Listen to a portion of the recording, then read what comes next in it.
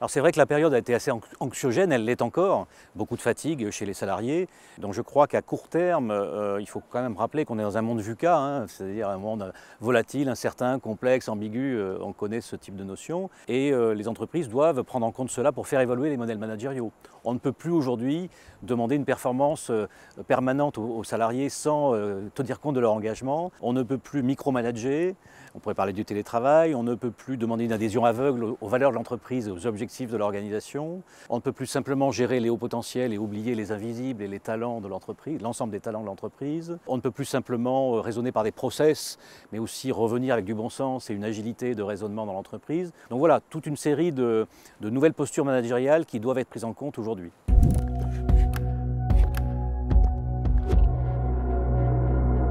Alors d'abord des actions de très court terme, on est encore un peu dans la pandémie.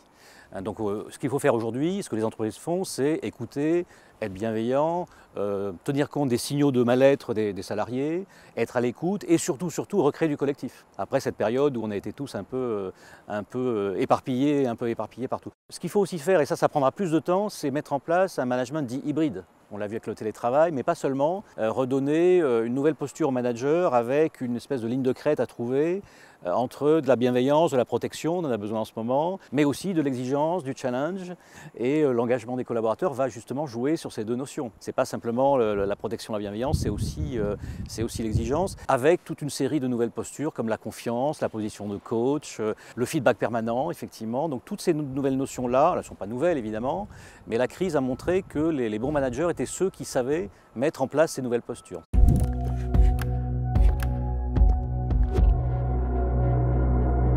Alors je crois qu'il faut différencier rétention et engagement. On ne parle pas de la même chose. Dans la rétention, on va parler de conditions de travail, d'une politique de rémunération attractive et qui retient les collaborateurs. On va parler de gestion de la carrière, de promotion, etc. Ça retient effectivement les collaborateurs. Après, il y a le sens de l'engagement. Et pourquoi les personnes s'engagent, quelle est leur adhésion aux objectifs de l'entreprise, quels sont les facteurs qui font une connexion émotionnelle avec les collègues de travail, quel est l'effort supplémentaire que je suis prêt à mettre aussi au niveau de mon entreprise, quelle appropriation je me fais de mon travail et de l'entreprise. Et ça, c'est le manager qui va avoir son rôle de créateur de sens, un peu cette raison d'en être, hein, parce qu'on parle de la raison d'être, mais c'est bien joli, mais quelle est la raison d'en être pour moi de tout ça et quel est le sens pour moi. Donc ça, c'est très important. On n'est plus dans la rétention, là, on est vraiment dans l'engagement émotionnel. Ça, c'est au niveau des collaborateurs, des managers.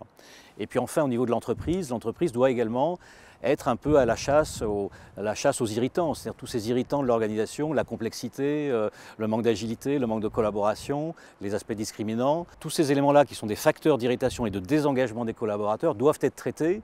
Et la vraie rétention, au final, ça sera celle qui fera que les collaborateurs seront plus engagés.